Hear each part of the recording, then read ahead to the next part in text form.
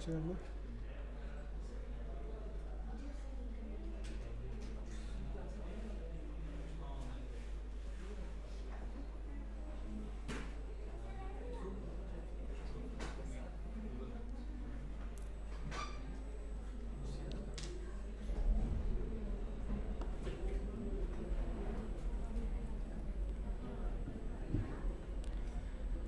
आप मेरे पीछे प्रणाम मंत्र दोहराएंगे। ओम अज्ञानतिमिरन्धस्य ज्ञानञ्जनशलाकया चक्षुरुन्मीलितं येन तस्मै श्रीगुरवे नमः। श्रीचैतन्यमनोभीष्टं स्थापितं येन भूतले स्वयं रूप कदा मह्यं ददाति स्वपदन्तिकां। वन्देऽहं श्रीगुरु श्रीयुतपदकमलं श्रीगुरून् वैष्णवांश्च श्रीरूपं साग्रजातं सहगण रघुनाथान्वितं तं सजीवं साद्वैतं सावधूतं परिजनसहितं कृष्णचैतन्यदेवं श्रीराधाकृष्णपादान् सहगणललिता श्रीविशाखान्वितांश्च। नमः ओं विष्णुपादाय कृष्णप्रेष्ठाय भूतले श्रीमते भक्तिवेदांत स्वामिनिति नामिने। नमस्ते सरस्वती देवे गौरवाणी प्रचारिणे निर्विशेष शून्यवादी पाश्चात्यदेशतारिणे वाञ्छाकल्पतरुभ्यश्च कृपा सिन्धुभ्येव च पतितानां पावनेभ्यो वैष्णवेभ्यो नमो नमः। नमो महावदन्याय कृष्ण प्रेम प्रदायिते कृष्णाय कृष्ण चैतन्य नामने गौरतिसे नमः। हे कृष्ण करुणा सिंधु दीनबंधु जगतपते गोपेश गोपिका कांत राधा कांत नमोस्तुते। तपत कांचन गौरांगी राधे वृंदावनेश्वरी वृषभानुसुते देवी प्रणमामि हरिप्रिये। जय श्री कृष्ण चैतन्य प्रभु नित्यानंद श्री अद्वैत गदाधर श्रीवासादि गौरभक्तवृंद। हरे कृष्णा कृष्णा कृष्णा हरे हरे हरे राम राम राम हरे हरे। हरे कृष्णा कृष्णा कृष्णा हरे हरे हरे राम राम राम हरे हरे। हरे कृष्णा कृष्णा कृष्णा हरे हरे हरे राम राम राम हरे हरे। हरे कृष्णा।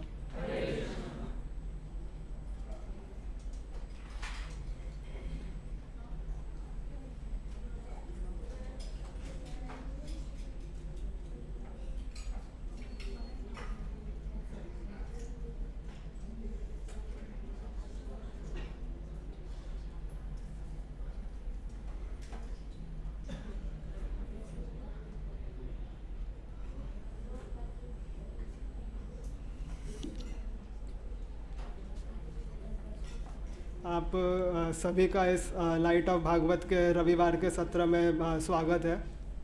तो जो लोग आज इस कक्षा में प्रथम बार आए हैं उनकी जानकारी के लिए अगर मैं संक्षिप्त विवरण इस कथा का अगर या इस क्लास का अगर देना चाहूँ तो ये जो हमारा लाइट ऑफ भागवत का सत्र है ये हर सप्ताह में शनिवार और रविवार को संध्या काल में 5 बजे आयोजित किया जाता है।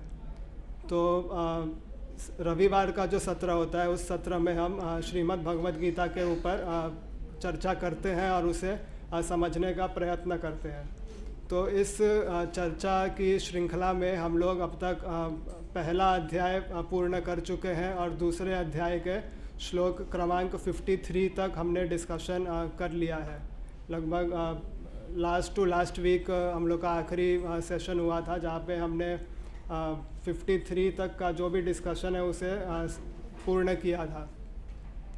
तो इस डिस्कशन में हम ये कोशिश करते हैं कि किस प्रकार से इस ग्रंथ की आज के समय में जो प्रामाणिकता है, आज के समय में जो इसकी उपयोगिता है या फिर आज के समय में जो इसका प्रैक्टिकल एप्लीकेशन है, इसका जो relevance in our daily life है उसे समझने का प्रयत्न करें। क्योंकि कई लोगों के मन में ऐसी धारणा होती है कि ये जो धार्मिक ग्रंथ है ये बुढ़ापे के समय में उठाई जाने वाली वस्तु है। तो जवानी में या for a person who is working in a corporate और for a person who is preparing for some higher education उसके लिए ये चीज़ रेलिवेंट नहीं है, ऐसी प्राय धारणा लोगों के बीच में है। तो यहाँ पर हम एक प्रेजेंटेशन के थ्रू या एक डिस्कशन के थ्रू यही आप लोगों को बताने की कोशिश करते हैं कि दिस बुक और जितने भी वैदिक ग्रंथ हैं they are very much relevant in today's time also. It just depends या ये इस चीज़ पर निर्भर करता है कि आप उसे किस प्रकार से अप्रोच करते हैं। The way you approach a particular thing is the way और that determines what kind of result you will get out of it.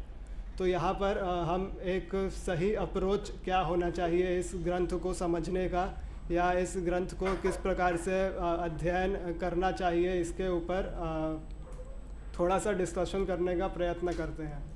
तो जैसा कि जो लोग पहले से इस सत्र में आते रहे हैं उन्हें पता होगा कि ये जो सत्र है इज़ लाइक अ क्लासरूम।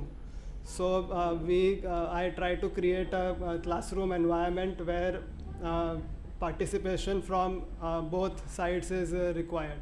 तो जैसे कि स्कूल में आप किसी सब्जेक्ट का अध्ययन करते हैं तो एक पढ़ाने वाला होता है और पढ़ने वाला होता है। तो पढ़ाने वाले को या सिखाने वाले को या कहने वाले को तभी रुचि आएगा जब उससे सीखने वाले भी उस चीज़ को सीखने के लिए ललायत रहेंगे।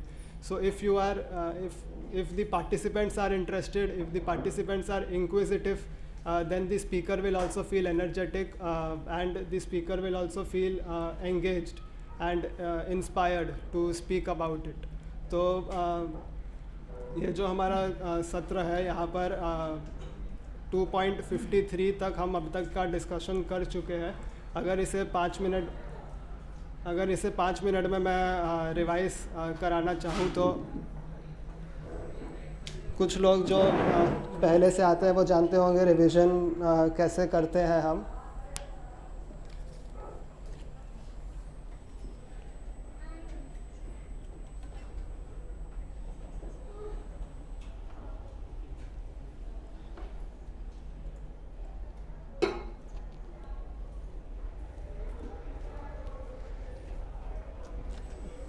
क्योंकि हम अभी दूसरे अध्याय के ऊपर डिस्कशन कर रहे हैं तो एक सेकंड चैप्टर का जो आखिरी पार्ट है लगभग हम उस पर पहुँच गए हैं। दूसरा अध्याय भी हमारा कंप्लीट होने वाला है। तो अगर इस चैप्टर का एक फ़्लो अगर मैं आप लोगों को बताना चाहूँ तो इस चैप्टर को लगभग 4 या 5 हिस्सों में हमने विभाजित किया है on topics which deal with different subject matters. तो अगर इसके पहले हिस्से को देखें, अभी मैं फर्स्ट चैप्टर का विवरण नहीं दूंगा क्योंकि वो कई बार हो चुका है और यहाँ पर जो लोग हैं वो उस चीज़ से परिचित है। तो अगर हम सेकंड चैप्टर का डिस्कशन करें तो जो इसका फर्स्ट ब्लॉक है 2.1 से लेकर 2.11 तक इज़ अबाउट अर्जुन्स इनडिसीजन। जो पुराने लोग हैं वो में भी हेल्प कर सकते हैं। तो यहाँ पर जो इनडिसीजन है, अर्जुन ने जिस प्रकार से पहले अध्याय में भगवान के सामने जो प्रश्न पूछे थे, जो भगवान के सामने तर्क किया था युद्ध नहीं करने का, उसके बाद जो वो भगवान के शरणागत हुए थे, वो उसका डिस्कशन हमने यहाँ पर किया था। यहाँ पर जो नोट करने वाला पॉइंट है, जो नोट करने वाला वर्स है, वो था 2.7 वर्स में अर्जुन भगवान के शरणागत होते हैं एक शिष्य की तरह। उसके बाद हमने डिस्कशन किया था 2.12 से लेकर 2.30 तक। यहाँ पे डिस्कशन आता है अबाउट द सोल। तो भगवद गीता का जो one of the most important subject matter है वो है आत्मा का ज्ञान। तो यहाँ पर 2.12 से लेकर 2.30 तक हमने आत्मा के बारे में समझा था कि आत्मा किस प्रकार से कार्य करती है, आत्मा का स्वरूप क्या होता है, किस प्रकार से हम जो जीव है वो शरीर को धारण करता है और किस प्रकार से आत्मा शरीर बदलती है। तो वो डिस्कशन यहाँ पर हुआ था। उसके बाद 2.31 से लेकर 2.37 तक हमने डिस्कशन किया था जो कि था कि कर्म कांड सेक्शन। तो यहाँ पर कर्म कांड में भगवान अर्जुन को बताते हैं कि तुम्हें युद्ध क्यों करना चाहिए ऑन द मटीरियल लेवल, एक भौतिक स्तर पे तुम्हें युद्ध क्यों करना चाहिए, क्योंकि अगर तुम युद्ध नहीं करोगे तो जो समाज के लोग हैं वो तुम्हें बुरा भला कहेंगे और जो समाज के लोग हैं वो तुम्हारे कैपेबिलिटी के ऊपर डाउट करेंगे।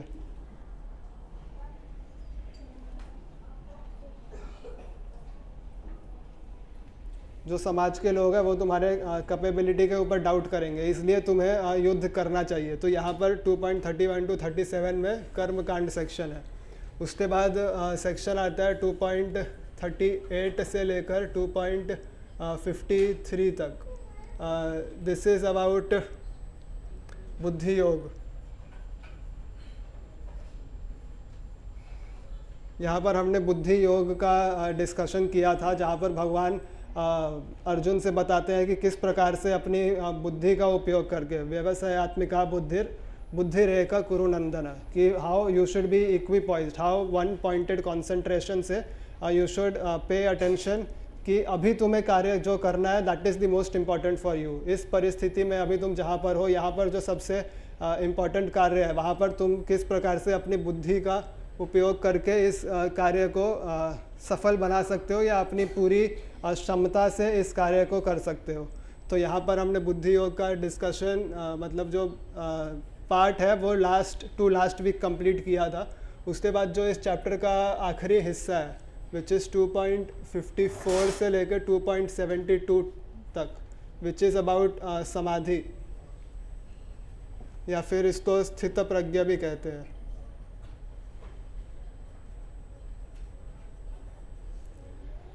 ये इस अध्याय का आखिरी डिस्कशन वाला टॉपिक है। तो अभी हम 2.54 से डिस्कशन को अपने आगे बढ़ाएंगे and we will discuss about what is the position of samadhi, या फिर एक पुरुष समाधि में है, ही इज़ इक्विपॉइज्ड, वो हम कैसे जान सकते हैं, how can we identify someone who is in samadhi और who is in the position of sthita prajna. स्थित प्रज्ञा का अर्थ होता है इक्विपॉइज्ड, जो कि किसी भी सिचुएशन में डिस्टर्ब नहीं हो, कोई भी परिस्थिति उसे डिस्टर्ब नहीं कर पाए, वो वाला जो सिचुएशन होता है वो that is the situation of sthita प्रज्ञा। अगर मैं थोड़ा सा पीछे जाऊं,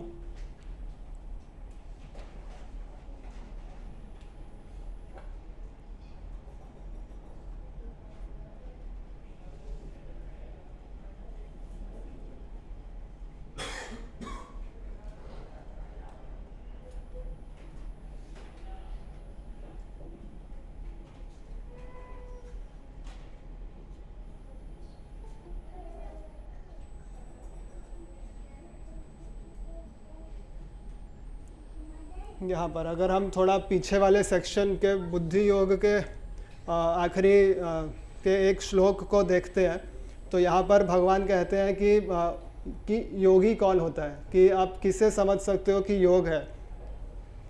तो यहाँ पे भगवान एक बहुत इंपॉर्टेंट चीज़ कहते हैं कि सिद्धय असिद्धयो समो भूत्वा, कि जो मनुष्य सिद्धि और असिद्धि में सम रहता है, मतलब गेन या लॉस में, उसको सिद्धि प्राप्त हो, किसी चीज़ पे गेन हो, या असिद्धि प्राप्त हो या किसी चीज़ का लॉस हो, तो भी जो सम रहता है, समो भूतवा रहता है, तो ही इज़ अ रियल योगी, समत्वम योग उच्यते। तो यहाँ पर जो समो भूतवा जो सम रहे, ही इज़ अ रियल योगी। तो इसके ऊपर हमने डिटेल में डिस्कशन इसके ऊपर किया था। और इसी चीज़ को आगे बढ़ाते हुए अर्जुन यहाँ पर 2.54 में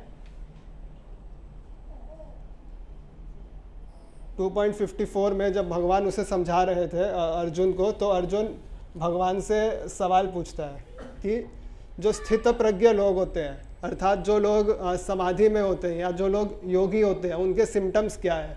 यहाँ पे अर्जुन पूछते हैं स्थित प्रज्ञस्य का भाषा। का भाषा का अर्थ होता है कि what kind of language do they speak. समाधिस्तस्व केशव, मतलब जो लोग समाधि में होते हैं, हे केशव, वो क्या भाषा बोलते हैं। और जिनकी ऐसी स्थिति होती है वो क्या प्रभाषेत। प्रभाषेत मतलब वो क्या बोलते हैं, what are the topics about which they speak. उसके बाद है किमासीत व्रजेत किम। किमासीत का अर्थ होता है कि वो किस प्रकार से बैठते हैं। आसीत, आसीत का अर्थ होता है कि सिट, कि वो किस प्रकार से बैठते हैं। और चौथा जो सिम्टम अर्जुन कहता है व्रजेत किम। व्रजेत का अर्थ होता है कि हाउ डू दे वॉक। तो यहाँ पर चार प्रकार के क्वेश्चन अर्जुन ने भगवान से पूछा है। तो पहला जो उसने चीज़ पूछा है कि what is the language they speak, वो किस भाषा में बात करेंगे।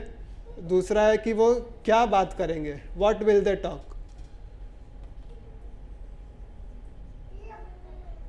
तीसरा है कि वो how do they sit. Fourth है हाउ डू दे वॉक। तो ये जो चार चीज़ें हैं, ये चार प्रश्न अर्जुन ने इस श्लोक में भगवान से पूछा है। तो यहाँ पर अर्जुन उवाच का अर्थ है कि Arjun is asking, Arjun is speaking. इसके अगले श्लोक में श्री भगवान उवाच आता है। तो वहाँ पे अर्जुन के प्रश्न का उत्तर भगवान देना फिर आगे से प्रारंभ करते हैं कि जो स्थित प्रज्ञ होते हैं, जो समाधि में लोग होते हैं, वो कैसे होते हैं। तो अभी यहाँ पर ये जो चार क्वेश्चन, ये जो चार पॉइंट्स है, ये बहुत ही रेलेवेंट पॉइंट है। बिकॉज हम भी जब अपने डेली लाइफ में किसी पर्सन को जज करना होता है, किसी पर्सन के बारे में अंदाज़ा लगाना होता है, तो हम ये सब चीज़ों के ऊपर ध्यान देते हैं कि वो कोई कैसे बात कर रहा है, वो क्या बात कर रहा है, उसका उठना बैठना कैसा है, किस प्रकार के लोगों के साथ उसका उठना बैठना है। So all these things are very much relevant. Sitting and walking and how you are doing your daily act, मतलब आप अपने रोज़मर्रा का काम किस प्रकार से कर रहे हो, ये एक किसी भी मनुष्य के बारे में अंदाज़ा लगाने के लिए बहुत ही इम्पॉर्टेंट एस्पेक्ट है। तो जैसे कि सिटिंग, योगी, यहाँ पे योगी के सिटिंग की बात हो रही है कि किस प्रकार से एक योगी अपने कार्य को करता है। तो ये जो सिटिंग वाला पोस्चर है, जनरली अगर आप योग के मार्ग में, अगर इसको योग के फील्ड में देखेंगे, तो देयर इज़ एन आसन कॉल्ड, जो पतंजलि के सूत्र होता है उसमें एक पार्ट होता है आसन। आसन का अर्थ होता है कि किस प्रकार से you practice of how you want to sit. तो जो सिटिंग वाला पोस्चर है, वैसे तो अगर इसको पढ़ा जाए तो बहुत सरल लगता है कि कैसे बैठता है, कि कैसे चलता है। सम लेमैन कोई होगा तो वो बोलेगा कि ये कैसा सवाल हुआ, जो दो पैर से चलता है, उसमें कुछ पूछने लायक क्या है, बैठने को कुर्सी मिलेगी तो बैठता है। तो what is the point of discussion here.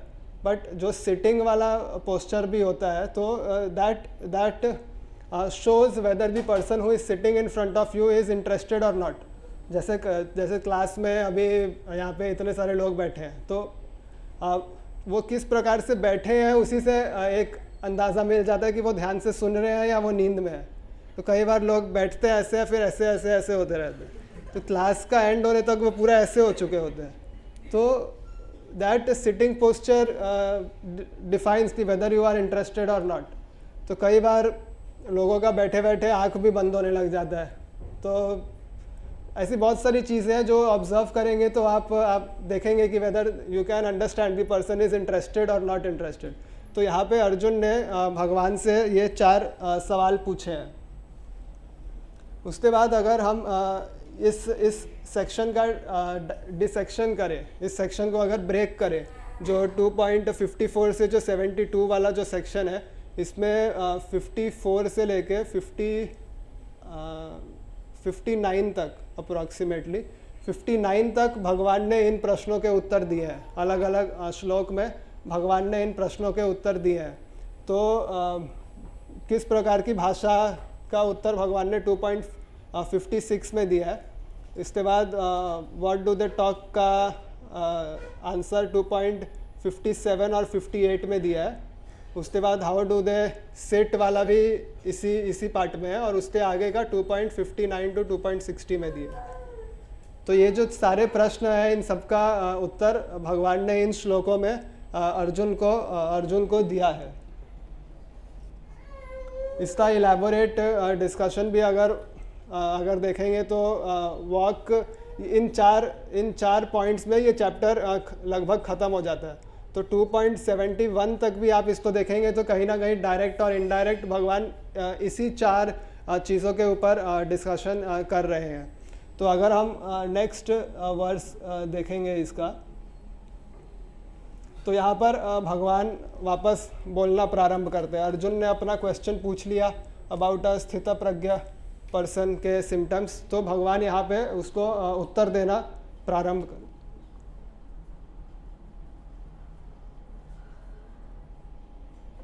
भगवान अर्जुन को उत्तर देना प्रारंभ करते हैं। प्रजा हाथी यदा कामा न सर्वा पार्थ मनोगतान। तो भगवान अर्जुन से कहते हैं कि जिसने अपने ट्रांसलेशन को भी अगर साथ में रखेंगे,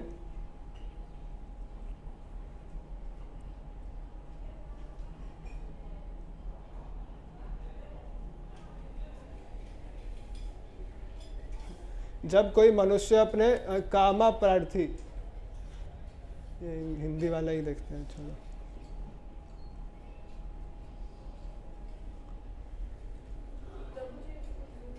जूम करो, नहीं दिख रहा।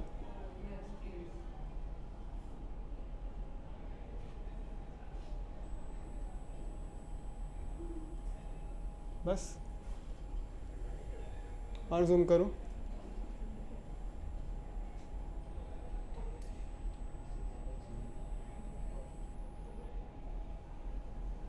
ठीक है।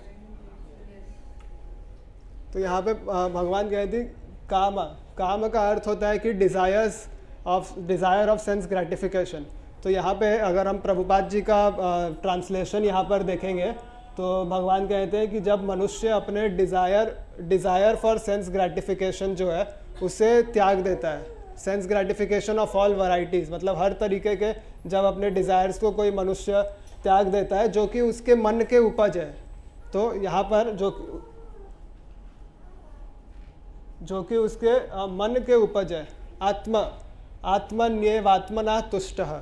आत्मन्येव आत्मना तुष्टः का अर्थ होता है कि अपने मन से जो उपजने वाले काम है, अपने मन से उपजने वाले जो अनवांटेड डिज़ायर्स है, if someone is able to control those desires then that person can be known as a स्थितप्रज्ञ। तो उस पर्सन को आप कह सकते हैं कि वो समाधि में है।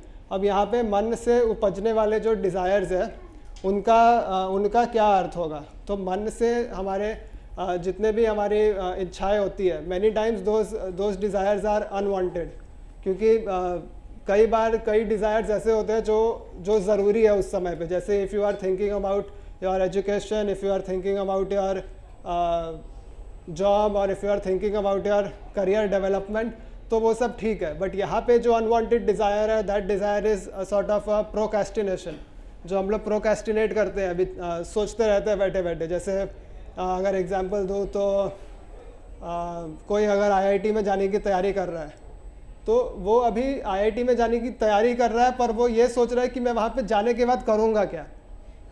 सो इस समय पर जो विचार है कि वहाँ पर जाके मैं ये करूँगा, वहाँ पे जाके मैं ऐसे घूमूंगा, that is an unwanted desire. Now at this point of time your focus should be on studying. अभी जो तुम्हारा फोकस है वो पढ़ने पे होना चाहिए। अगर तुम इस बाधा को पार नहीं कर पाओगे तो वहाँ पे जाके मैं क्या करूँगा या करूँगी सोचना इज़ वेस्ट। सो नाउ यहाँ पे अगर जो बुद्धि योग वाला सेक्शन है उसमें भी भगवान ने कहा है कि वन पॉइंटेड इंटेलिजेंस होना चाहिए। वन पॉइंटेड इंटेलिजेंस का अर्थ होता है कि तुम अभी जो कार्य कर रहे हो उसमें वन पॉइंटेड, उसमें फुल फोकस होकर you have to do that work. जो लोगों का इंटेलिजेंस ज़्यादा नहीं होता, भगवान वहाँ पे कहते हैं कि जिन लोगों का मन स्थिर नहीं होता, they don't have one pointed intelligence. उनका उनके माइंड में हमेशा 4 तरह के विचार चलते हैं, और कई बार वो विचार उस प्रकार के होते हैं जो कि आपका जो मेन इम्पॉर्टेंट काम है उसको छोड़ के बाकी से सारे काम करने का मन करता है। तो that is not a position of a yogi, और that is not a position of a स्थित प्रज्ञ पर्सन और एन इक्विपॉइज्ड पर्सन। तो यहाँ पर this verse gives a general symptom कि जो स्थित प्रज्ञ या जो समाधि में जो पर्सन होगा, he will always have a sort of a one pointed intelligence. He will not have any kind of unwanted mental concocted desires. मतलब उस समय पर वो जिस कार्य को कर रहा है उसी कार्य को करने में उसकी पूरी बुद्धि का उपयोग होगा, और he will not drift here and there. तो इस प्रकार का जो पर्सन होता है he can be considered to be स्थित प्रज्ञ।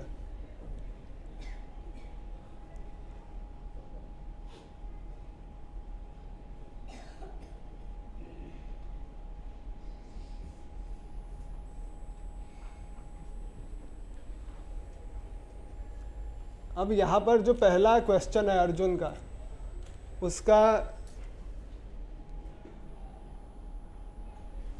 यहाँ पर जो पहला प्रश्न है अर्जुन का कि व्हाट इज़ दी लैंग्वेज, मतलब यहाँ पे लैंग्वेज का अर्थ होता है कि भाषा, मतलब हिंदी इंग्लिश वो वाला लैंग्वेज का बात नहीं हो रहा है यहाँ पे कि हिंदी में बोलेगा, इंग्लिश में बोलेगा कि मराठी में बोलेगा, वो नॉट दैट लैंग्वेज। यहाँ पे लैंग्वेज का अर्थ होता है कि परिस्थिति में जैसे हमारा बोलने का तरीका चेंज हो जाता है। जब हम खुश होते हैं तो बहुत प्यार से बोलते हैं, पर जब हम इरिटेटेड होते हैं तो हमारे बोलने का टोन कैसा होता है, या जब हम क्रोध में होते हैं तो हमारे बोलने का टोन कैसा होता है। तो यहाँ पर जो लैंग्वेज की बात हो रही है, it is about the tone in what you speak. तो आपके सामने किस प्रकार के अलग अलग परिस्थिति आ रहे हैं और उसमें आपका बोलने का जो तरीका है वो किस प्रकार से बदलता है, that also defines what kind of person you are. क्योंकि कई बार जो ऑफिस में जो लोग कॉर्पोरेट में काम करते होंगे उन्होंने इस बात का अनुभव किया होगा कि किसी का गुस्सा किसी पे निकलता है।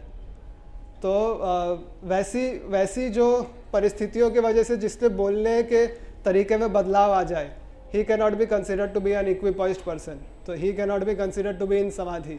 तो आपका जो बोलने का तरीका है, आप जिस भी परिस्थिति में है उसके वजह से आप किसी दूसरे से कैसा व्यवहार करते हैं। क्योंकि कई लोग ऐसे भी होते हैं, उनसे आप बात करोगे तो आपको पता ही नहीं चलेगा कि उनके लाइफ में चल क्या रहा है, अच्छा चल रहा है कि कुछ बुरा चल रहा है। They are always, they will not let you know, या उनके रहने के तरीके से, उठने बैठने के तरीके से कभी समझेगा ही नहीं। मे बी आपको किसी और से पता चलेगा कि असली में उसके जीवन में चल क्या रहा है, तब आप सोचोगे कि अरे मुझे तो कभी पता ही नहीं चला, उससे मैं कल ही मिला था या कल ही मिली थी, मुझे तो कुछ पता ही नहीं था। अब वो that can be in both sense, वो अच्छा कार्य भी कर रहा हो सकता है या बुरा भी कर रहा हो सकता है। तो वो जो पहचानना है, that is not an easy thing.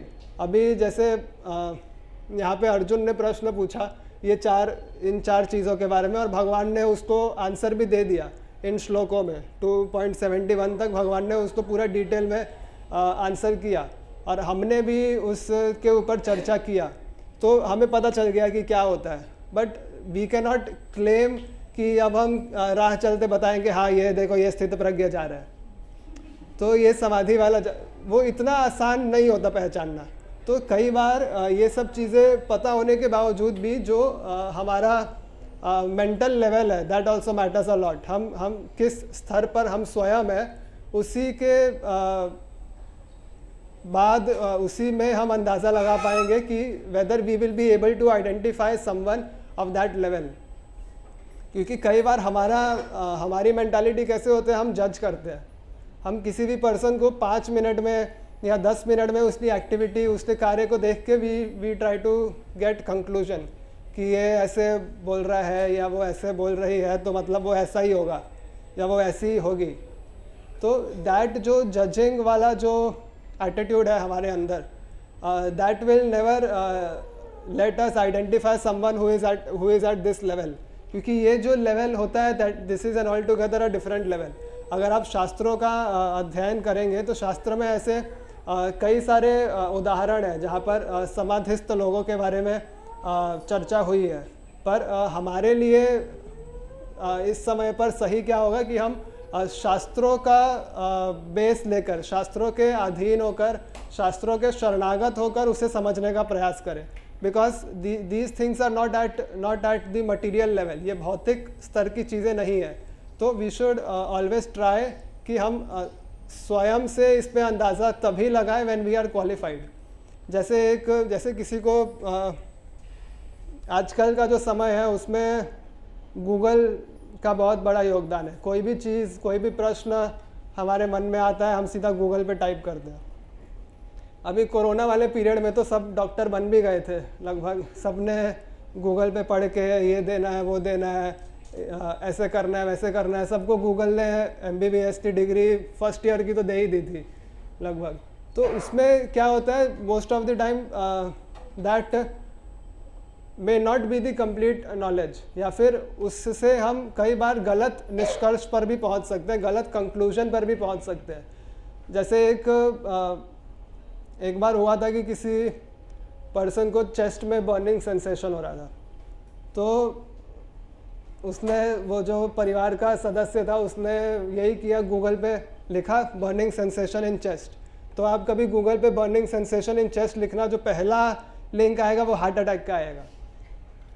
तो उससे क्या हो गया कि परिवार में तहलका मच गया कि हार्ट अटैक आ रहा है, हार्ट अटैक हो गया, हार्ट उठाओ उठाओ भगाओ इनको। तो बट वो वैसा कुछ था नहीं, it was a simple acidity, heart burn.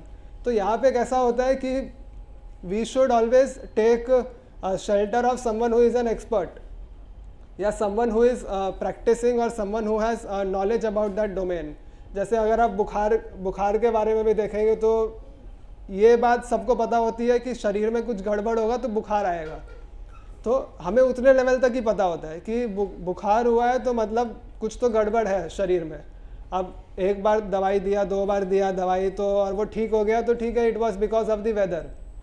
But अगर 2-3 दिन दवाई देने के बावजूद भी वो ठीक नहीं हो रहा है, आ रहा है जा रहा है, कुछ भी गड़बड़ हो रहा है, तो देन हम क्या करते हैं, हम एक्सपर्ट के पास जाते हैं, हम डॉक्टर के पास जाते हैं। फिर then he checks and he tells कि ये क्या हो सकता है, ये मलेरिया है, टाइफॉइड है, क्या है, मतलब ही विल टेल। तो वी डोंट जज बियॉन्ड अ पर्टिकुलर पॉइंट, और हमें वो चीज़ करना भी नहीं चाहिए। पर प्रायः हमें इतने समय से उस चीज़ की आदत लग चुकी है कि हम पहली मुलाकात या दूसरी मुलाकात में, या पहला कोई एक्टिविटी या दूसरा कोई एक्टिविटी देख के ही कंक्लूजन निकालते हैं। अभी अगर मैं एक और एग्जांपल दूँ तो रियल एग्जांपल, तो एक बार क्या हुआ, मैं ऑफिस से घर आ रहा था। तो जनरली फ्रॉम ऑफिस मेरा 2 तरीका है आने का। पहले मैं परेल से ट्रेन लेके कुर्ला तक आता हूँ, फिर कुर्ला से जनरली आई टेक बस, BST का बस लेके फिर मैं घर तक आता हूँ। तो ट्रेन और बस ऐसे चेंज करके आए कम। पर एक दिन ऑफिस में बहुत काम था, तो I got tired by evening.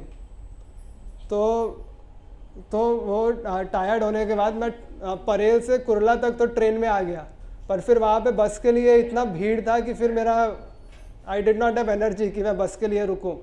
तो फिर मैंने क्या किया कि मैं बोला कि चलो ऑटो लेके चले जाते हैं। तो मैं ऑटो लेके घर आ गया। तो मैं ऑटो लेके घर तो आ गया, फिर जब हम लोग डिनर करने बैठे थे, डिनर प्रसाद लेने बैठे थे, तो वी सिट टुगेदर फैमिली की तरह। तो मैं, मेरे पिताजी, हम लोग दोनों साथ में बैठ के जनरली डिनर करते हैं। तो जब डिनर करने बैठे थे तो माय फादर आजकल तो ट्रेन और बस में बहुत भीड़ रहती है। बोला हाँ रहती है भीड़। बोलते हैं तो चढ़ना उतरना तो बहुत मुश्किल है बस में, ट्रेन में। बोला हाँ पर क्या करें, करना पड़ता है, अभी और कोई ऑप्शन भी नहीं है। फिर बोलते हैं हाँ ठीक है। तो 1-2 मिनट बाद फिर वो बोलते हैं तो फिर ऑटो से भी तो आ सकते हैं। फिर मैं बोला कि आज क्यों इन चीज़ों के ऊपर चर्चा हो रही है, तो ऑटो से आओ परेल से। बोला परेल में ऑटो कहाँ चलता है, परेल में तो ऑटो चलता ही नहीं, साइन के आगे तो ऑटो नहीं चलता। बोला हाँ। फिर वो बोले कि हाँ बराबर, परेल में ऑटो नहीं चलता। फिर 2 मिनट की शांति, फिर खा रहे हैं। फिर 2 मिनट बाद फिर बोलते हैं कुर्ला से कितना लगता है घर तक का ऑटो में। फिर मुझे समझ गया कि इन्होंने आज मुझे देखा है ऑटो से आते हुए, तो तभी ये सब चीज़ों के ऊपर चर्चा हो रहा है। तो मैं बोला कि हाँ 50-60 रुपये लगता है। ये सस्ता है ना, रोज़ का अगर 60 रुपये लगाएंगे तो महीने का कितना हो गया, 3000-4000 जो भी होगा, बोला कि नहीं हो तो सही नहीं है, इतना खर्चा होगा तो बस ही बेटर है। बोलते हाँ तो फिर ठीक है, तो देख लो फिर। मैं समझ गया। तो यहाँ पर क्या हुआ कि he was not wrong actually, he was trying to give me some learning कि कैसे सेविंग करना है। पर उन्होंने सिर्फ मुझे एक बार देखा कि मैं ऑटो से उतरा। मैं रोज़ तो बस से आता था, एक बार ऑटो से आया और उसी दिन ही सॉ मी कि ये ऑटो से उतर रहा है। तो उससे क्या अंदाज़ा लगाया कि रोज़ ऑटो से आता है, रोज़ 60 रुपये लगा के ऑटो से आता है। तो यहाँ पे क्या है, वी जज। तो this is a very common thing. ये कोई भी ऐसे करता है, किसी को कुछ खाते हुए देख लिया या किसी को कहीं पे खड़ा देख लिया, बोलेंगे वो उधर खड़ा था। तो क्यों खड़ा था, बगल का बस स्टॉप नहीं दिखा आपको? वो बस स्टॉप पे खड़ा था, सरकते सरकते वो उधर हो गया, तो आपको क्या लगा वो उसके सामने खड़ा था, पर वो खड़ा तो बस स्टॉप के लिए था। तो ये जो हमारा एटीट्यूड है, ये एटीट्यूड हमें कभी इस तरीके के व्यक्ति को पहचानने में मदद नहीं कर पाएगा। We will never be able to identify someone who is of a very high level, who is very spiritually elevated, क्योंकि उसके लिए हमें जो अपनी भौतिक मानसिकता है उसका त्याग करना होगा। और उस भौतिक मानसिकता का त्याग कैसे होगा? वो त्याग इस प्रकार से होगा कि हम उन लोगों की संगति में रहे जो इस चीज़ को करने का प्रयत्न कर रहे हैं। तो ये सब जो ज्ञान है, ये केवल एक गुरु के द्वारा ही प्रदान किया जा सकता है। बिकॉज जैसे एक डॉक्टर होता है, तो जो मेडिकल एक्सपर्ट है वही बता पाएगा कि दूसरे को कौन सी बीमारी हुई है, और he will be the correct person to give you correct knowledge about that disease. तो अगर आपको मेडिकल के बारे में कुछ जानना है तो आप किसी डॉक्टर से पूछोगे। अगर आपको अकाउंटिंग या टैक्सेशन के बारे में कुछ जानना है तो मे बी आप किसी सीए से पूछोगे, जो भी एक्सपर्ट है उस फील्ड में। तो यहाँ पर भी अगर आपको किसी एलिवेटेड पर्सन या किसी स्पिरिचुअल पर्सन के बारे में जानना है, तो आपके लिए सबसे सही जो तरीका होगा वो होगा कि किसी गुरु से या किसी आध्यात्मिक तरीके से जो एलिवेटेड पर्सन है उनसे पूछा जाए। तो यहाँ पर भगवद गीता के 3 अध्याय में एक श्लोक आता है कि तद्वृद्धि प्रणिपाते न परिप्रश्ने न सेवया उपदेश्यन्ति ते ज्ञानम ज्ञानी न तत्वदर्शिन। तो ये जो श्लोक है, यहाँ पर विधि बताई गई है, यहाँ पे एक प्रोसीजर या प्रोसेस बताया गया है कि how we should approach guru और how we should approach the spiritual master for gaining knowledge about spiritual thing. तो तद्वृद्धि प्रणिपाते न परिप्रश्ने न सेवया। प्रणिपाते न का अर्थ हो गया कि you have to first surrender unto your guru, and then परिप्रश्ने न सेवया, and then after rendering any seva, जब आप अपने गुरु की सेवा करते हैं तब जब आप उनसे प्रश्न पूछते हैं, परिप्रश्नेन means you ask him question in what form, in the form of any service, परिप्रश्नेन सेवया उपदेश्यन्ति ते ज्ञानम। तो व्हेन द टीचर और when the guru is satisfied then he will give you upadesh of that gyan. उपदेश्यन्ति ते ज्ञानम ज्ञानी न तत्वदर्शिन। ज्ञानी न तत्वदर्शन का अर्थ हुआ कि he is a तत्वदर्शी, मतलब he himself knows and therefore he can give you that thing। तो जिसके पास जो चीज़ होती है वही आपको वो चीज़ प्रदान भी कर सकता है। जैसे डॉक्टर के पास मेडिकल नॉलेज है तो भी वो आपको मेडिकल नॉलेज दे सकता है, वैसे ही गुरु के पास तत्व ज्ञान है। तो अगर आपको तत्व ज्ञान के बारे में कोई भी जानकारी प्राप्त करनी है तो you will have to approach a guru, and how to approach a guru in a submissive manner and परिप्रश्नेन सेवया, in the form of a service, उनकी सेवा करके, and then you will ask question. यहाँ पर क्वेश्चन का भी जो तरीका है वो भी व्हाट विल दे टॉक। तो यहाँ पर जो क्वेश्चन पूछने वाले लोग हैं, तो कई बार जो क्वेश्चन या सवाल पूछने का तरीका होता है उससे भी अंदाज़ा आ जाता है कि वो जानने के लिए प्रश्न पूछा गया है या नीचा दिखाने के लिए प्रश्न पूछा गया है। तो कई बार एक प्रश्न पूछने का तरीका होता है जिसमें कि एक्चुअली पीपल आर नॉट, लोग आपसे प्रश्न नहीं पूछ रहे, वो आपको प्रश्न के थ्रू अपना जानकारी दे रहे हैं कि मुझे कुछ जानना नहीं है, मैं बता रहा हूँ। तो उसमें हमें ये भी सावधानी रखनी चाहिए कि हम प्रश्न पूछ रहे हैं तो हमें जानने की इच्छा है या हम अपनी जानकारी उसे देना चाह रहे हैं। तो स्पिरिचुअल या फिर आध्यात्मिक चीज़ों में इस चीज़ का बहुत महत्व है कि आप किस प्रकार से बोलते हैं, आप क्या बोलते हैं, आप कैसे बोलते हैं, आप कैसे उठते बैठते हैं, किन लोगों के साथ उठते बैठते हैं, किस प्रकार से चलते हैं। अब यहाँ पे चलने का अर्थ कोई ऐसे स्पेशल टाइप का चलना नहीं है। चलने का अर्थ है कि आप अपने जो चलने की उपयोगिता है वो आप उसे चल के कहाँ जाते हैं या उसका उपयोग किस प्रकार से करते हैं। तो यहाँ पर अगर हम इस श्लोक को देखें तो यहाँ पर ये जो शब्द का उपयोग है दुखेश्व सुखेश्व कि दुख और सुख, अगर हम देखें तो ये जो विरोधाभास वाले शब्द है ये यहाँ पे पहली बार उपयोग नहीं हुए हैं। तो अगर हम सेकंड चैप्टर का ओवरऑल देखें तो these words have been used previously also. अगर कोई बताना चाहे कि कौन से श्लोक में यूज हुआ है,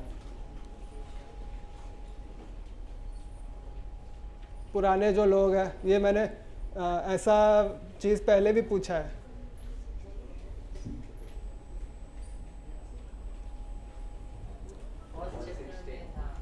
फर्स्ट चैप्टर में नहीं, सेकंड में ही है।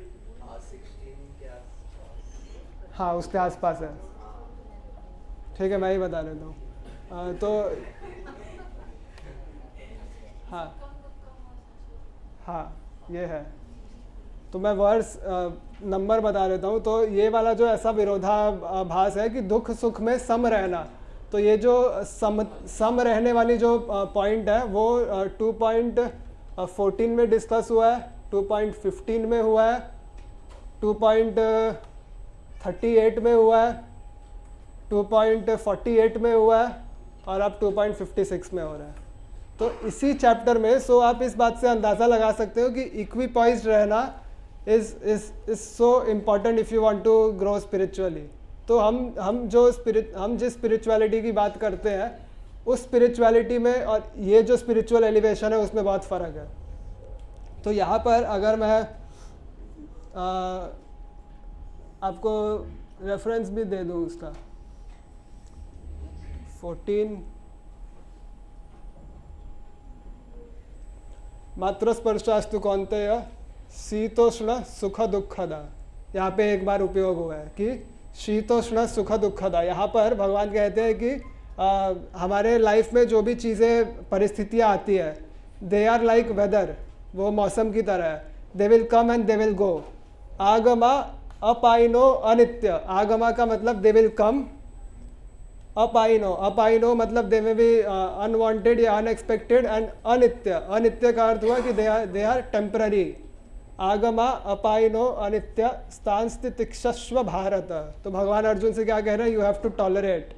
तो जैसे हम मौसम को टॉलरेट करते हैं, कुछ कितना भी बारिश हो रहा है मुंबई में, जैसे कि बहुत बरसात होता है, तो we have to tolerate that weather and go to work.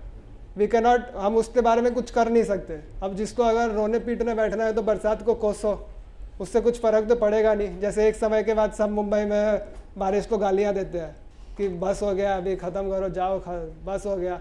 तो but you can not do anything about it, you have to tolerate. तो यहाँ पे भगवान कहते हैं कि सुख दुख इसी प्रकार से होगा, it will come and it will go. What you have to do it, you have to tolerate. Same इसी तरीके से 2.50 में सम दुख सुख, तो जो सुख और दुख में सम रहता है वो कौन होता है, वो धीर होता है। धीर का अर्थ होता है कि he is considered to be a calm और एन इक्विपॉइज्ड पर्सन। तो यहाँ पर वापस इस पॉइंट के ऊपर भगवान ने कहा है कि सुख दुख में सम रहना। उसके बाद कौन सा 38,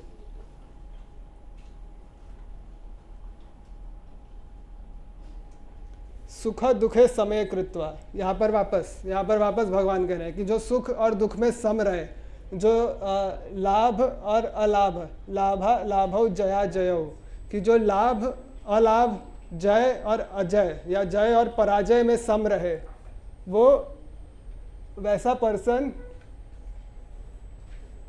पर्सन को अपने कार्य करने में पाप नहीं लगता। तो इसके दिस हैज़ अ कॉन्टेक्स्ट। अब उस कॉन्टेक्स्ट में हम लोग नहीं जाएंगे, बट यहाँ पर अगेन उस बात के ऊपर चर्चा हुई कि सुख दुख लाभ और जय विजय में सम रहना, इक्विपॉइज्ड रहना। उसके बाद 48, ये 48 का तो आज ही हमने शुरुआत ही इससे किया था। सिद्धया असिद्धयो समो भूत्वा, कि सिद्धि और असिद्धि में सम रहना है। You have to stay equipoised whether you win और यू लूज। तो कैसे इस पॉइंट के ऊपर इतनी बार इस चैप्टर में स्ट्रेस किया गया है कि सुख दुख हो, जय पराजय हो, सिद्धि असिद्धि हो, लाभ हो हानि हो, you have to stay what equipoised, because these kind of situations, इस प्रकार की परिस्थितियाँ आपके जीवन में हमेशा आती रहेंगी और आपको उस चीज़ से हमेशा जीतना है या उस चीज़ को हमेशा फेस करना है। Sometimes you may win and sometimes you may lose.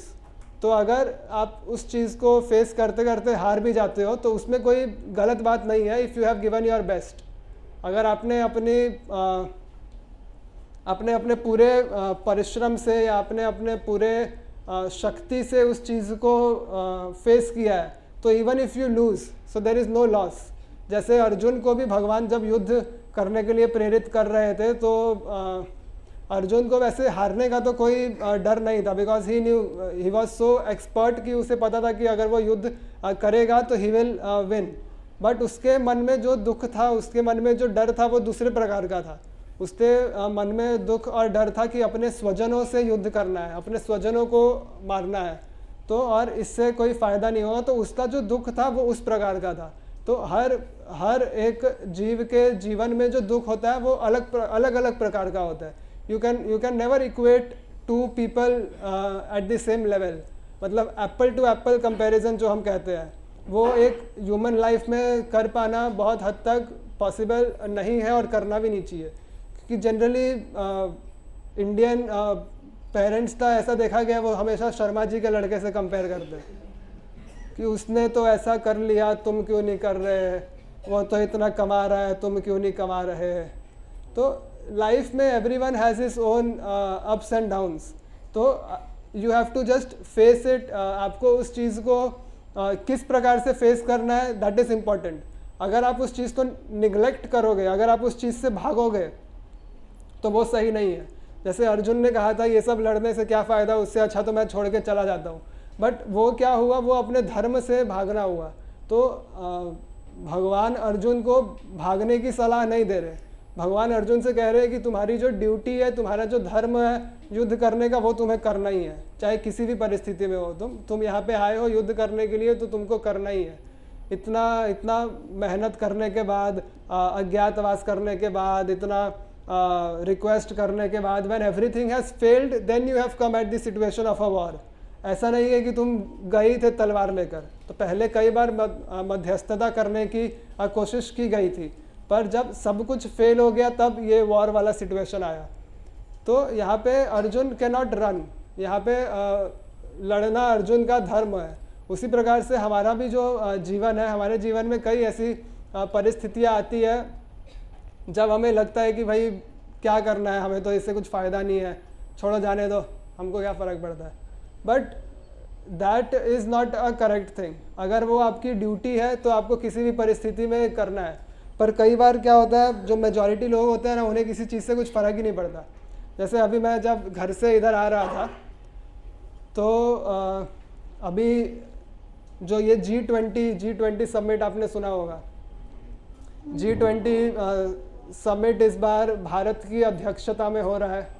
तो ये जो G20 समूह है ये विश्व के 20 सबसे विकसित जो देश है, इकोनॉमिकली जो विकसित देश है, इनका समूह है। तो जब ये G20 का समिट भारत में इस बार हो रहा है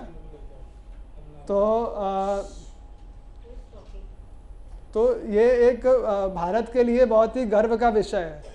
तो जो भारत सरकार है, मैं जब रास्ते में आ रहा था तो आई वॉज ऑब्जर्विंग कि ये जो समिट है, इसके जो मीटिंग्स होने वाले हैं ये देश में अलग अलग सिटीज़ में होगा। मुंबई, पूना, दिल्ली, चेन्नई, मद्रास, ऐसे अलग अलग सिटीज़ में होगा। तो जो मुंबई में जो समिट होने वाला है उसकी तैयारी होते हुए आप रोड पे देख सकते हैं। सारे सब जगह बैनर लग रहा है, रोड पे सफाई हो रही है, रोड के बैरिकेड्स पे पेंटिंग हो रहा है, उस पर कलाकारी बनाई जा रही है। तो ये सब हो रहा है। बट ये सब सरकार कर क्यों रही है? एक भारत को एक अच्छा जगह दिखाने के लिए। The government is just trying to put efforts. पर जो लोग हैं, जो देश के नागरिक हैं, उन्हें इस बात से कुछ फ़र्क नहीं पड़ता। तो जैसे वो कल ही जो डिवाइडर है उसको पेंट किया गया, ब्लैक एंड वाइट ऐसे पेंट किया गया, और अगले दिन लोगों ने उस पर अपनी कलाकारी दिखानी शुरू कर दी, जो लोग दिखाते हैं। तो वो अगले दिन वो white and black red red होना शुरू हो गया था। तो इसमें कैसे वी आर नॉट कंसर्न्ड, हमें तो कुछ फ़र्क ही नहीं पड़ता। कई लोगों को पूछ लो कि G20, तो उनको तो ये भी नहीं पता होगा G20 होता क्या है, क्या करना है हमको, मेरा पगार नहीं बढ़ रहा, G20 खड्डे में जाए। तो ऐसे हो जनरली हमारा जो तरीका है वो ऐसा होता है। So we are least bordered.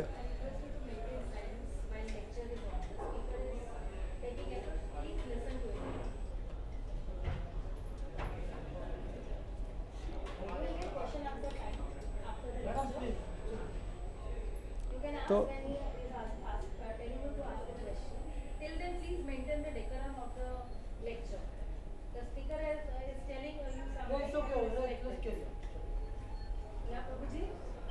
ठीक है, विल कंटिन्यू। तो यहाँ पर कई बार हमारे जीवन में ऐसा ही होता है कि जब तक हमारे ऊपर कोई चीज़ नहीं आती हमें उससे कोई फ़र्क नहीं पड़ता। तो this is like this G20 वाला इज़ लाइक एन एग्जाम्पल। अभी आते आते एकदम ताज़ा ताज़ा मैंने आई हैव सीन दिस। तो ऐसा हमारे जीवन में बहुत होता है। तो अगर ये समाधि वाला जो स्टेट है, इसका अगर एग्जाम्पल हम कोई देखें, क्योंकि अभी तक बाकी सारे एग्जाम्पल दिए गए, इसका एग्जाम्पल भी एक देना चाहिए कि कौन ऐसा है कि जो समाधि वाले पोजीशन को डिफाइन करता है, या who can be an idol. तो अगर आप श्रीमद् भागवतम का अध्ययन करेंगे तो श्रीमद् भागवतम में एक अम्बरीश महाराज की कथा आती है। तो ये जो अम्बरीश महाराज की कथा है, ये 9th कैंटो के 4th अध्याय के 18वां जो श्लोक है, अगर मैं इसको ओपन करना चाहूँ फॉर रेफरेंस।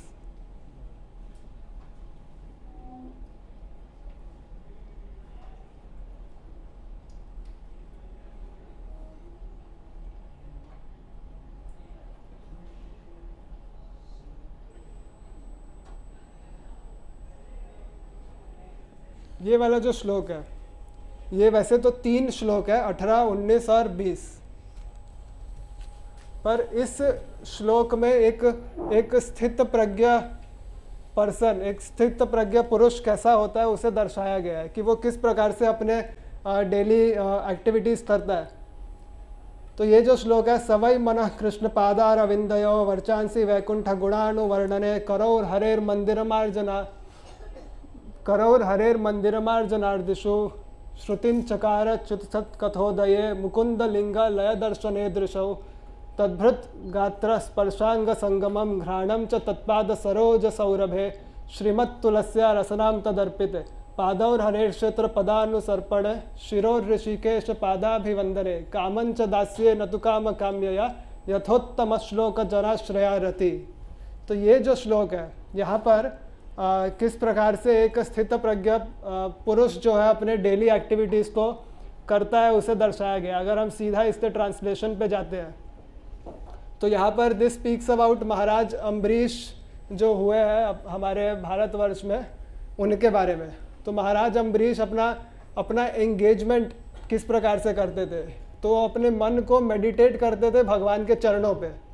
तो आप एक एक पॉइंट को यहाँ पर नोट करिएगा कि कैसे अपने बॉडी के डिफरेंट पार्ट्स को या अपने डिफरेंट एक्टिविटीज़ को महाराज अम्बरीश यूज़ करते थे। तो माइंड को meditating on the lotus feet, मतलब भगवान के चरणों में, अपने शब्दों को भगवान की ग्लोरीज, भगवान की लीलाओं का गान करने में, यहाँ पर अपने हाथ को भगवान के मंदिर का मार्जन करने में, अपने कान को भगवान की कथा सुनने में, अपने आइज़ को भगवान का दर्शन करने में और भगवान के मंदिर जाने में, या भगवान कृष्ण की जो मथुरा वृंदावन आदि जो तीर्थ स्थल है उनका दर्शन करने में, अपने सेंस ऑफ टच को वो करते थे भक्तों की सेवा करने में, उनके बॉडीज़ की सेवा करने में, चरण स्पर्श करने में या हाथ पांव दबाने में या किसी भी प्रकार की सेवा करने में। अपने सेंस ऑफ स्मेल, अपने नाक का इस्तेमाल करते थे भगवान को चढ़ाई हुई तुलसी या पुष्प का सुगंध लेने में। अपने टंग का इस्तेमाल करते थे भगवान का प्रसाद खाने में। अपने चरणों का इस्तेमाल करते थे वॉकिंग एट होली प्लेसेस में या मंदिर जाने में।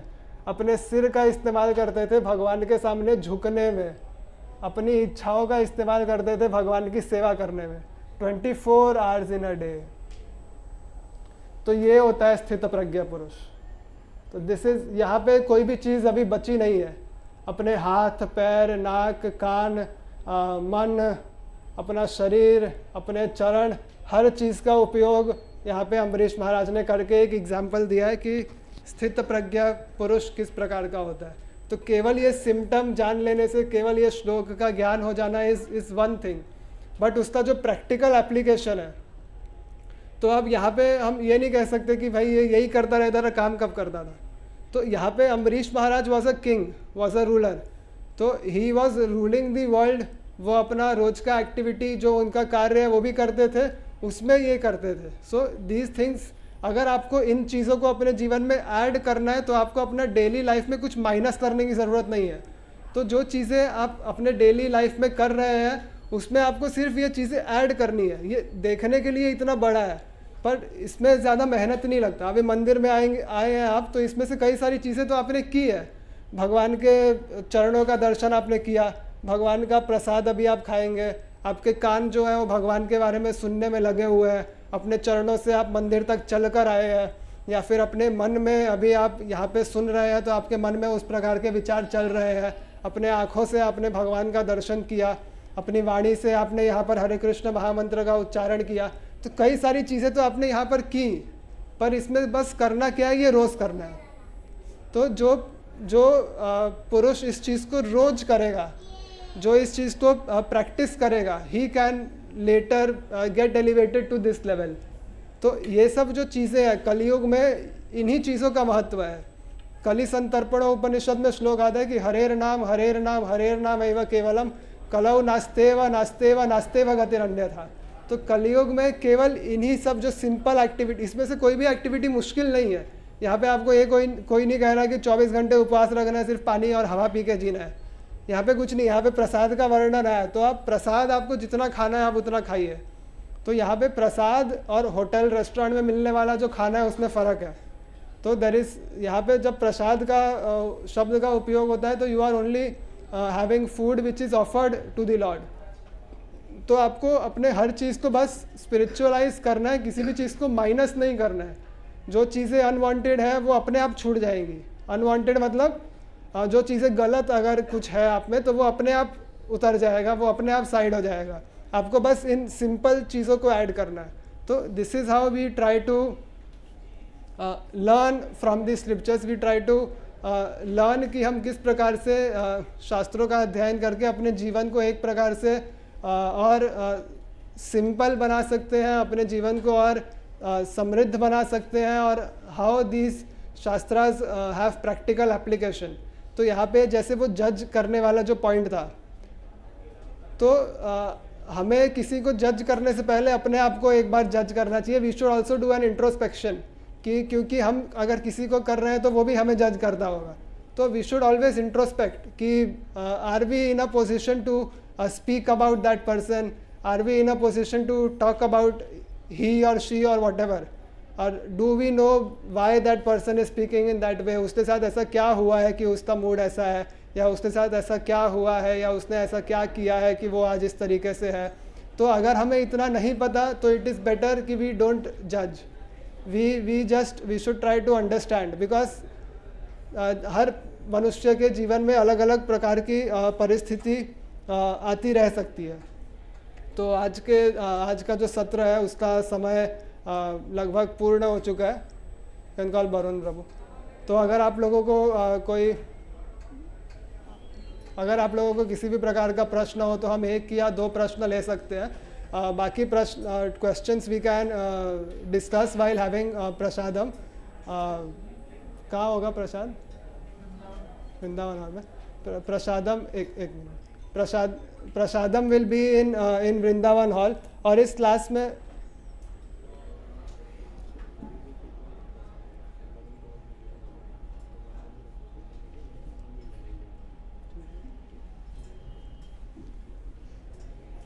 वृंदावन हॉल में प्रसादम होगा। प्रसादम के लिए आप लोगों को बाहर हमारे क्लास के volunteer Varun Prabhu is standing, he will give you coupon.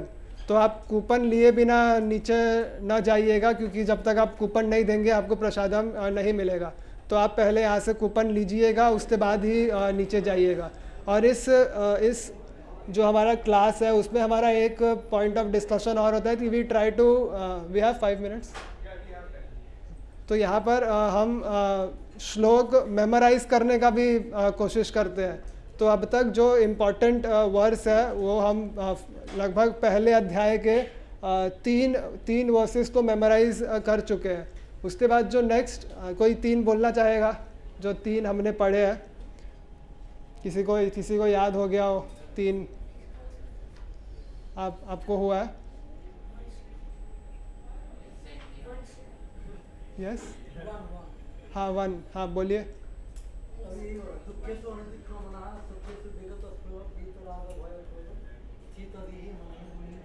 वो तो इस दूसरे अध्याय का है, मैं पहले अध्याय का कह रहा था।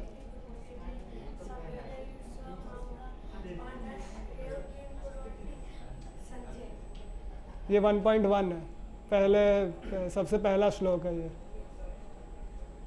हाँ, ये श्लोक हम मेमोराइज करने का प्रयत्न कर रहे हैं, बिकॉज वैसे तो भगवत गीता के सभी श्लोक इम्पॉर्टेंट है, पर कुछ श्लोक अगर हमें कंठस्थ हो तो हम दिन में इनका उच्चारण करके we can just get a taste of the verses, we can just get a taste of what Krishna is speaking. तो ये 3 वर्ष के ऊपर हम मेमोराइजेशन कर चुके हैं। अभी जो अगला वर्स मेमोराइज करने के लिए वो है 2.7। तो 2.7 वर्स आज मैंने कहा था यहाँ पर कि one of the important versus है। तो ये जो 2.7 वाला जो वर्स है, हाँ वही यस, ये वाला जो श्लोक है, ये गीता को किस प्रकार से अप्रोच करना है वो बताता है कि कैसे अर्जुन ने भगवान का शिष्यत्व ग्रहण करके भगवान का स्टूडेंट बन के इस ग्रंथ को समझने का प्रयत्न किया है। तो हमें भी अगर इस ग्रंथ को समझना है तो we should have a student mindset, we should have an inquisitive mindset. अगर हम इस ग्रंथ को इस तरीके से अप्रोच करेंगे कि हाँ मुझे तो पता ही है, बस चलो एक रीडिंग करके देखते हैं क्या नया होता है, तो we should have that student approach, only then we can, तभी हम इस ग्रंथ को समझ पाएंगे। तो आज हम कोशिश करते हैं कि इसको याद करें। 5 बार आप मेरे पीछे इसको दोहराइएगा, उसके बाद 5 बार आप में से कोई दोहराएगा, ठीक है? तो ये शुरू कर दे। कार्पण्य दोषोपहत स्वभाव पृच्छामि त्वां धर्म सम्मूढ़ चेतः यश्रेयस्यां निश्चितं ब्रूहि तन्मे शिष्यस्तेऽहं साधि मां त्वां प्रपन्नम्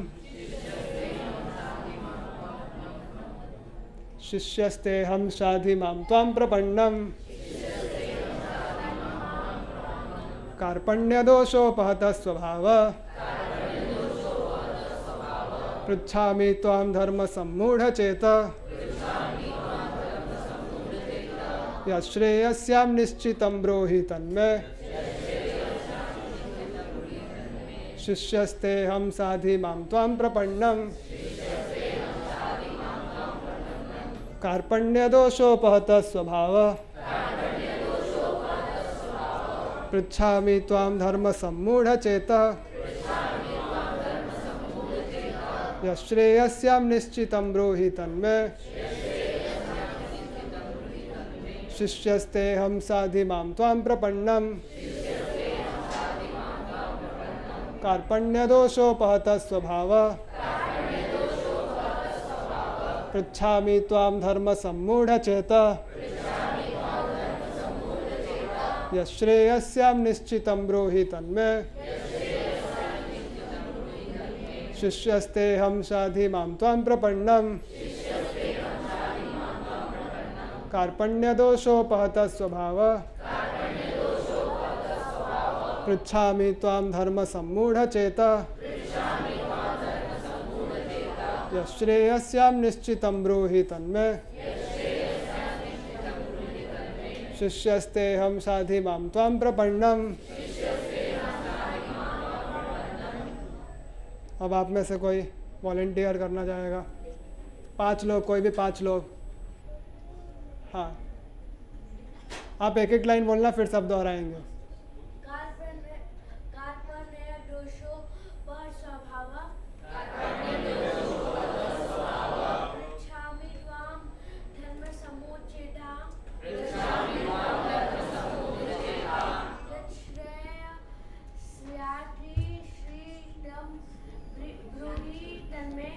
यश्रेयस्यां निश्चितं ब्रूहि तन्मे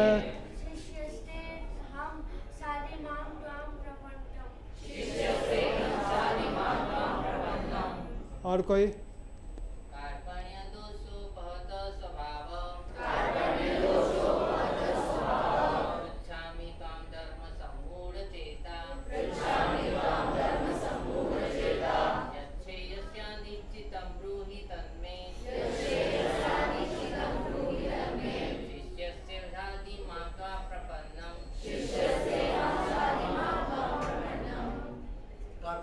दोषे पहत स्वभावः पृच्छामि त्वां धर्म सम्मूढचेतः यच्छ्रेयः स्वांश्चितं ब्रूहि तन्मे शिष्यस्तेऽहं शाधि मां त्वं प्रपन्नम्। 2 बार और 2 बार। माता जी इसमें से कोई? हाँ।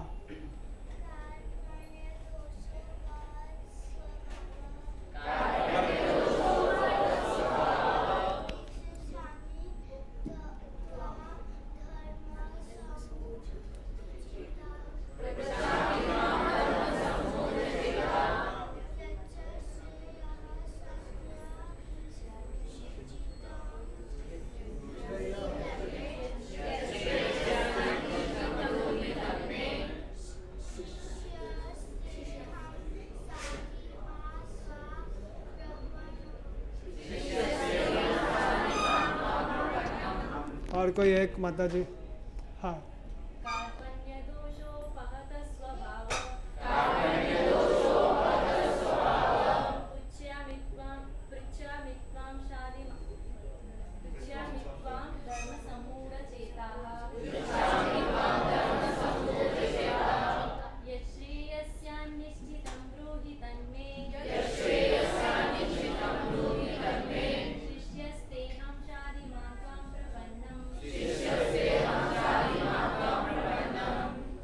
हो गया याद? किसको याद हो गया?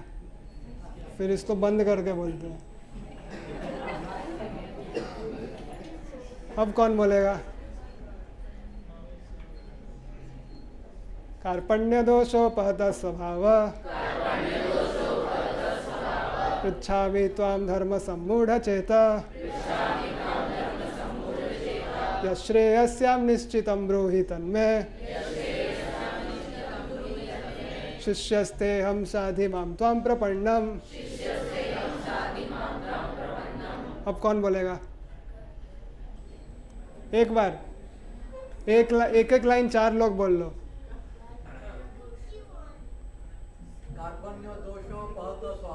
हाँ बस। सेकंड लाइन पृच्छामि त्वां धर्म सम्मूढ़ चेता। तीसरा लाइन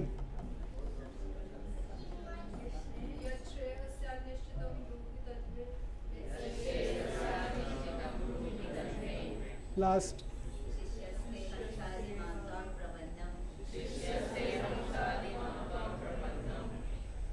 ठीक है, तो आप लोग इसको और अगर 5-10 बार बोलेंगे तो ये आपको याद हो जाएगा। और ये एक बहुत ही महत्वपूर्ण श्लोक है, क्योंकि इस श्लोक से आपको इस ग्रंथ को किस प्रकार से अप्रोच करना एक शिष्य की तरह।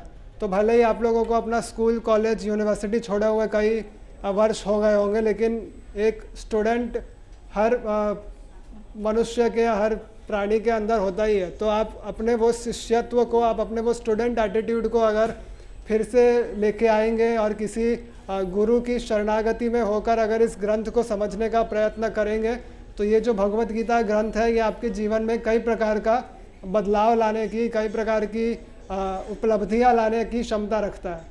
तो जिन लोगों के पास अगर ये ग्रंथ नहीं है तो वे कोशिश करें कि इस ग्रंथ को ले, चाहे आप जिस भी भाषा में पढ़ते हो, हिंदी, इंग्लिश, मराठी, तमिल, तेलुगु, हर भाषा में इस ग्रंथ का कॉपी आप लोगों को यहाँ पर मिल जाएगा। तो आप इस ग्रंथ को ले, आप इस ग्रंथ को स्वयं भी पढ़ें और दूसरों को भी पढ़ाएं। अगर आप लोगों को किसी भी प्रकार का प्रश्न होगा, क्योंकि लगभग 6:30 हो गए हैं, तो हम डिनर प्रसाद लेते हुए आपका जो भी क्वेश्चन होगा उसके ऊपर हम चर्चा कर सकते हैं। Varun Prabhu will give the coupons, will give, Prabhu ji will give you coupons. तो आप कूपन लेके वृंदावन हॉल की ओर जाइएगा। वृंदावन हॉल फर्स्ट फ्लोर पर है and there we can have discussion if you want. जो लोग आज पहली बार आए हैं इस क्लास में, वे लोग कृपया थोड़ा अलग से सर्कल बना के बैठिएगा ताकि हम आपका नाम और नंबर ले सके, आपसे फीडबैक ले सके और आपको व्हाट्सएप ग्रुप में अगर ऐड होना है तो आपको ऐड भी कर सके। हरे कृष्ण।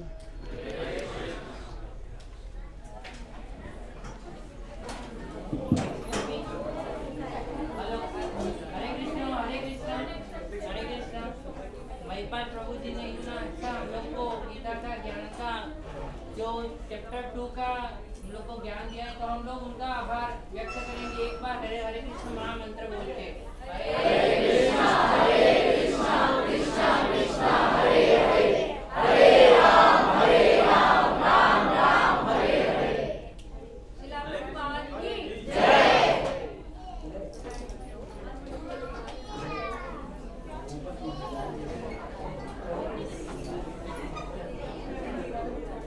मुझे एक प्रश्न था, सॉरी, यस माता जी, एक प्रश्न था।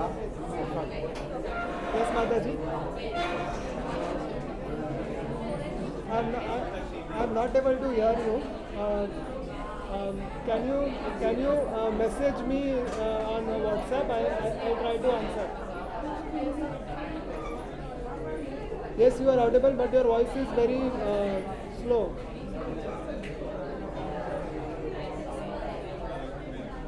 Yeah, thank you, thank you.